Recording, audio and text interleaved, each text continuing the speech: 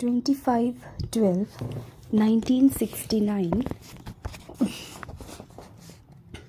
अनासक्त बनने के लिए तन और मन को अमानत समझो।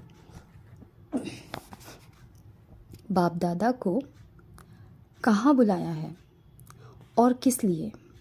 अभी कहाँ बैठे हो? मधुबन में तो हो, लेकिन मधुबन में भी कहाँ बाप आए हैं? फुलवारी में बैठे हो या महफिल में? बाप दादा रूहानी रूहों को देख रहे हैं और साथ साथ हर एक फूल से निकले हुए रूह की खुशबुएं भी ले रहे हैं। जैसे वह लोग फूलों से इंसेंस निकालते हैं, उनको रूह कहते हैं। उनकी खुशबू बहुत अच्छी और मीठी होती है। तो यहाँ मधुबन में रहते भी आज रूहानी दुनिया का सैर कर रहे हैं। आप सभी को भी रूहानी रूप में रह कर के हर कर्म करना है, तब सर्विस में व कर्म में रौनक आएगी। अभी नवीनता चाहते हो ना? वह जैसे चल रहे हैं उसमें संतुष्ट हो।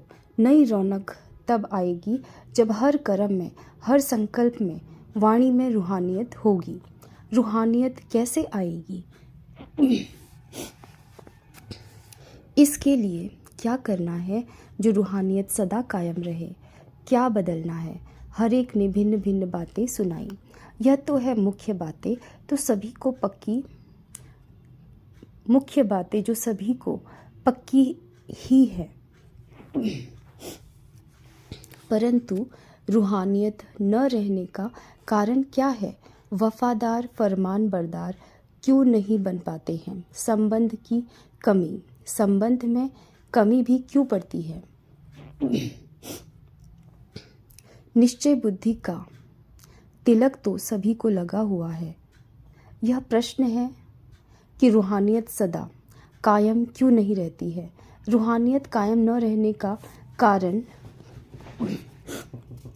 यह है कि आप अपने को और दूसरों को जिनके सर्विस के लिए हम निमित्त हों, उन्हों को बाप दादा की अमानत समझकर चलना। जितना अपने को और दूसरों को अमानत समझेंगे तो रूहानियत आएगी। अमानत न समझने से कुछ कमी पड़ जाती है। मन में संकल्प जो करते हैं वह भी ऐसे समझ करके करे कि यह मन भी एक अमानत है। इस अमानत में खयानत नहीं डालनी है। दूसरे शब्दों में आप औरों को ट्रस्टी कहकर समझाते हो ना, उन्हों को ट्रस्टी कहते हो, लेकिन अपने मन और तन को और जो कुछ भी निमित्त रूप में मिला है, चाहे जिज्ञासु है, सेंटर है, वह स्थूल कोई भी वस्तु है, लेकिन अमानत मात्र है। अमानत समझने से इतना ही अनासक्त होंगे, बुद्धि नहीं जाएगी।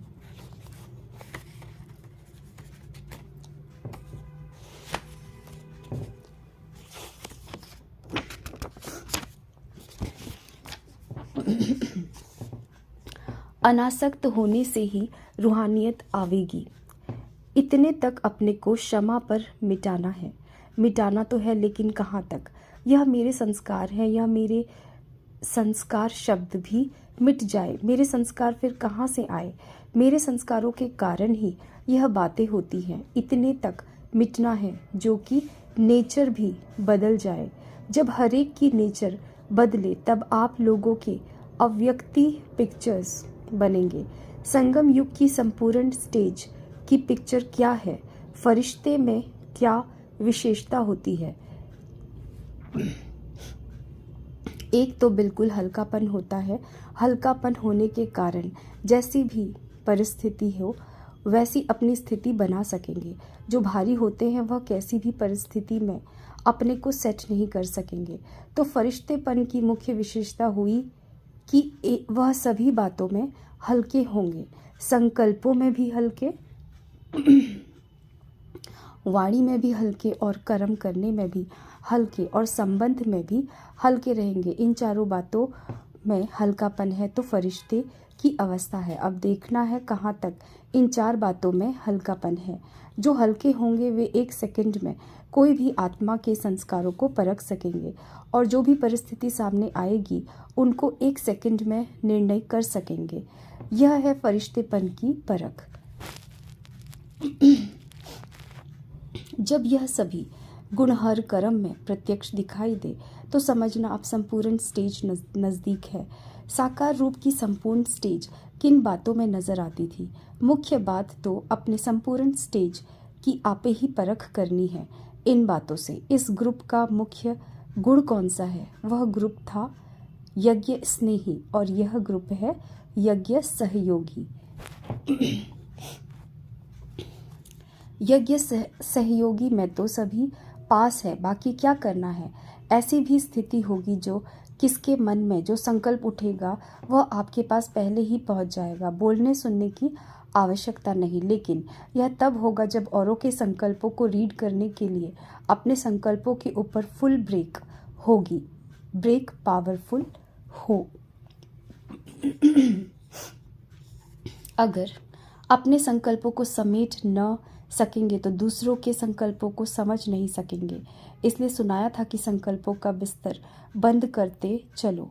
जितनी जितनी संकल्पों को समेटने की शक्ति होगी उतना उतना औरों के संकल्पों को समझने की भी शक्ति होगी। अपने संकल्पों के विस्तार में जाने के कारण अपने को ही नहीं समझ सकते हो तो दूसरों को क्या समझेंगे। इसलिए यह भी स्टेज नंबरवार पुरुषार्थ अनुसार आती रहेगी। यह भी संपूर्ण स्टेज की परख है। कहाँ तक संपूर्ण स्टेज के नज़दीक आए हैं उनकी परख इन बातों से अपने आप ही करनी है। यह ऑलराउंडर ग्रुप है। ऑलराउंडर का लक्ष्य क्या होता है? लक्षण है, लेकिन जो लक्ष्य रखा है वह कुछ और आगे का रखना चाहिए। अब तक जो प्रैक्टिकल में है उस हिसाब से कौन से राजे गिने जाएंगे। अभी के सर्विस के साक्षात्कार प्रमाण कौन से राजे बनेंगे। पुरुषार्थ से पद तो स्पष्ट हो ही जाता है। भले सूर्यवंशी तो है, लेकिन एक होते हैं विश्व के राजे, तो विश्व महाराजन के साथ अपने राज्य के राजे भी होते हैं। अब बताओ आप कौन से राजे हो? शुरू में कौन आएंगे? विश्व के महाराजन बनना और विश्व महाराजन के नज़दीक संबंधी बनना, इसके लिए कौन सा साधन होता है? विश्व का कल्याण तो हो ही जाएगा, लेकिन विश्व के महाराजन जो बनने वाले हैं उन्हों को अभी निशानी क्या होगी? यह भी ब्राह्मणों का विश्व है, अर्थात छोटा सा संसार है। तो जो विश्व महाराजन बनने हैं उन्हों का इस विश्व अर्थात ब्राह्मण कुल की हर आत्मा के साथ संबंध होगा। जो यहाँ इस छोटे से परिवार सर्व संबंध में आएंगे वह वहाँ विश्व के महाराजन बनेंगे। अब बताओ कौन से राजे बनेंगे? एक होते हैं जो स्वयं तख्त पर बैठेंगे और एक फिर ऐसे भी है जो तख्त नशीन बनने वालों के नज़दीक सहयोगी होंगे। नज़दीक सहयोगी भी होना है तो उसके लिए भी अब क्या करना पड़ेगा? जो पूरा दैवी परिवार है उन सर्व आत्माओं के किसी न किसी प्रकार से सहयोगी बनना पड़ेगा। एक होता है सारे कुल के सर्विस के निमित्त बनना और दूसरा होता है सिर्फ निमित्त बनना, लेकिन किसी न किसी प्रकार से सर्व के सहयोगी बनना। ऐसे ही फिर वहाँ उनके नज़दीक के सहयोगी होंगे। तो अब अपने आप को देखो, विश्व महाराजन बनेंगे ना? नंबरवार विश्व महाराजन कौन से बनते हैं वह भी दिन प्रतिदिन प्रत्यक्ष देखते जाएंगे। ऐसे नहीं कि अभी नहीं बन सकते हैं, अभी भी जंप दे सकते हैं।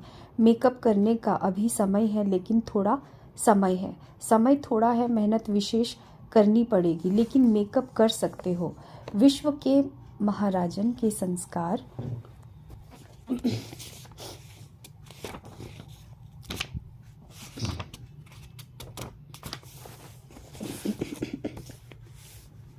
क्या होंगे।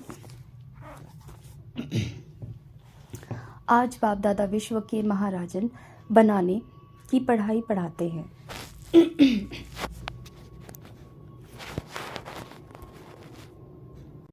उसके संस्कार क्या होंगे। जैसे बाप सर्व के स्नेही और सर्व उनके स्नेही, यह तो प्रैक्टिकल में देखा ना।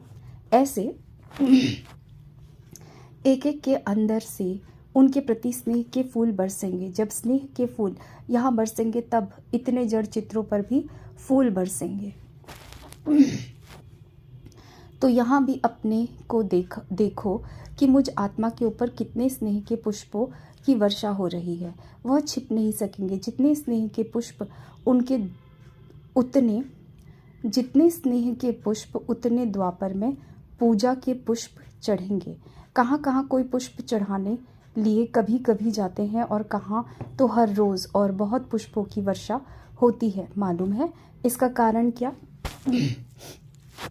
तो यही लक्ष्य रखो कि सर्व के स्नेह के पुष्प पात्र बने। स्नेह कैसे मिलता है। एक एक को अपना सहयोग देंगे तो सहयोग मिलेगा, और जितने के यहाँ सहयोगी बनेंगे उतने के स्नेह के पात्र बनेंगे, और ऐसे ही फिर विश्व के महाराजन बनेंगे। इसलिए लक्ष्य बड़ा रखो। आज एक भक्ति मार्ग का चित्र याद आ रहा है। आज देख भी रहे थे तो मुस्कुरा भी रहे थे। देख रहे थे अंगुली देने वाले तो है ना, अंगुली दी भी है, वह देनी है। कहाँ तक अंगुली पहुँची है। अगर अंगुली देनी है तो इसका मतलब है जहाँ तक अंगुली पहुँची है वहाँ तक नहीं दी है। पहाड़ उठा नहीं है। क्यों, इतना भारी है क्या। इतनों की अंगुली भी मिल गई है, फिर भी पहाड़ क्यों नहीं उठता। कल पहले